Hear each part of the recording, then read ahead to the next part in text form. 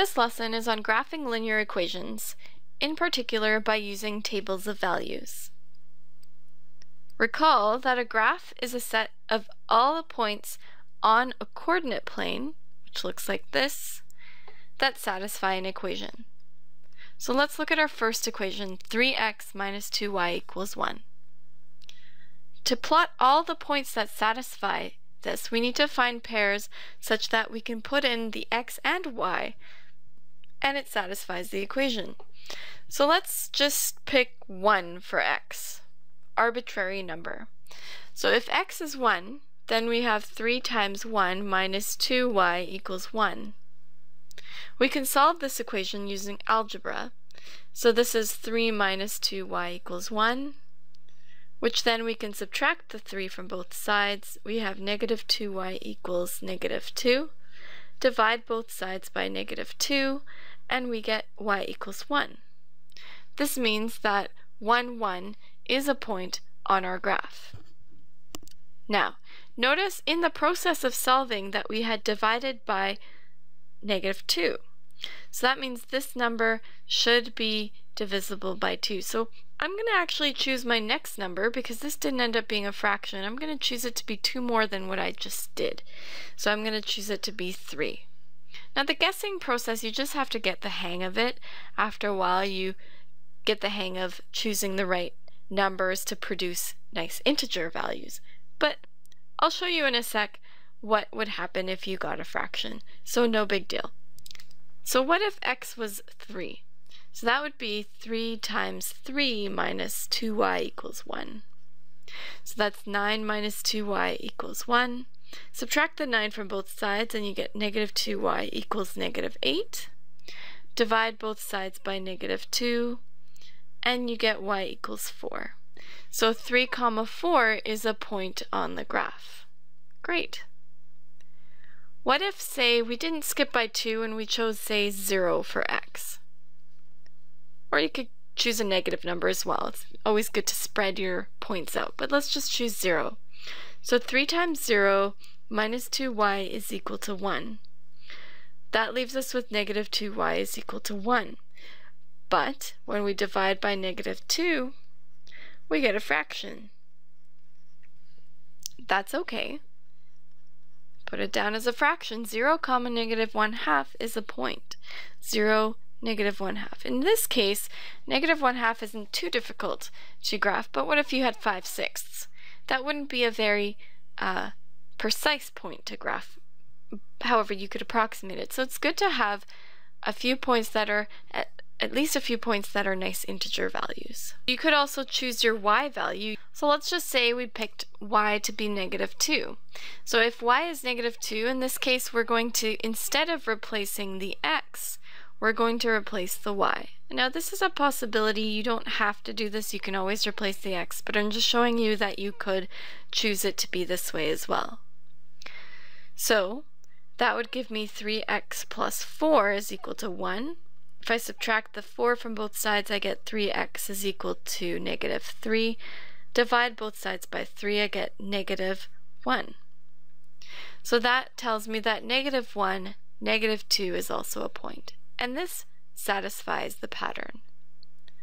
So we have our line like this, and all the points that make the rest of this line should satisfy the equation as well. And there are an infinite number of them. So don't be afraid of getting fractions. Just keep guessing. You'll notice that eventually you'll hit a point that's nice, and then you can notice that, for example, here you were dividing by 2, so then just skip by 2's. You'll notice these all skip by 2's. You also have the option of finding the x and y intercepts. What are the x and y intercepts? Well, doing this is actually really nice when your equation is in this format. The x and y intercepts are the points at which the line crosses the x and y axes. The x-intercept, you'll notice if a line crosses the x-axis, that point will have a y value of 0. So we're then looking for the other part. So if the y value is 0, that is going to be an x-intercept.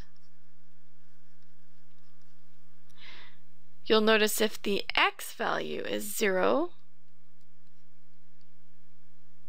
that's going to be crossing the y-axis, so it will then be a y-intercept. So remember that to find an x-intercept or y-intercept, you choose the opposite value to be 0. So let's try it in this case. So what if x is 0? So let's look at the y-intercept first.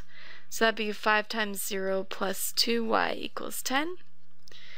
So that gives us 0 plus 2y equals 10, giving us y equals 5.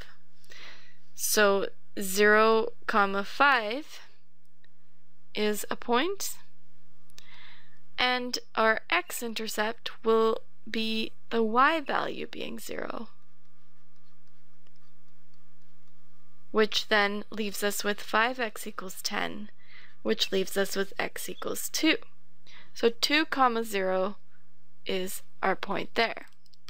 So if we remove this first line that I drew randomly, this line is actually going to connect these 2 points.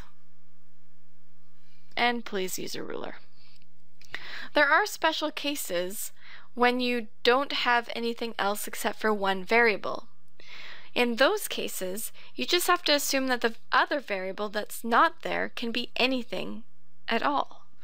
So to graph y equals 2, our xy value table will have y as 2 for any point x that you choose. You could choose x to be anything, -1, 0, +6, whatever you like.